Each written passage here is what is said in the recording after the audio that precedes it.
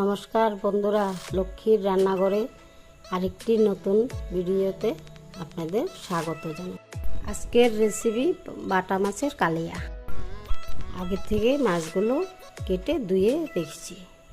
এখন মাছগুলোতে নুন হলুদ মাখিয়ে রেখে দেব।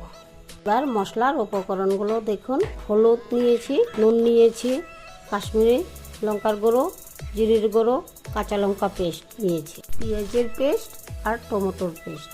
এবার কড়াইতে তেল দিয়ে দেব।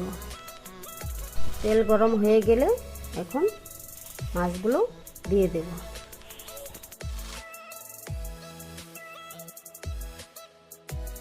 মাছগুলো সুন্দর করে উল্টে ভেজে নিলাম। মাছগুলো সুন্দর করে ভেজে নেব। দেখুন কি সুন্দর ভাজা হয়েছে। মাছগুলি লাল লাল করে ভাজা হয়ে গেলে নামিয়ে নেব। কড়াইতে অল্প তেল দিয়ে দিলাম। তেলটা গরম হয়ে গেছে। এখন তেজপাতা দেব।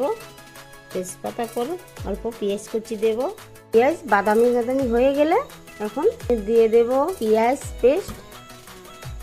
পেঁয়াজের পেস্টটা ভাজা ভাজা হয়ে গেলে এখন দিয়ে দেব টমেটো আর লঙ্কা পেস্ট, হলুদ,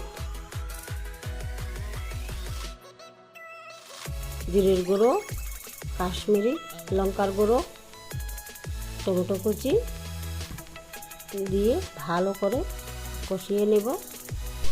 কষানো হয়ে গেলে দেখবেন মশলা থেকে হালকা তেল ছাড়ছে, তখন ঝোল দিয়ে দেব। গ্রেভিটা ফুটে উঠলে এক এক করে মাছগুলো দিয়ে দেব। এখন নামিয়ে নেব। দেখুন গ্রেভিটা কি সুন্দর হয়েছে। আশা করি আপনাদের ভিডিওটা ভালো লেগেছে। আবার চলে আসবো একটা নতুন ভিডিও নিয়ে। তাহলে দেরি না করে আমার চ্যানেলটা সাবস্ক্রাইব করে দিন।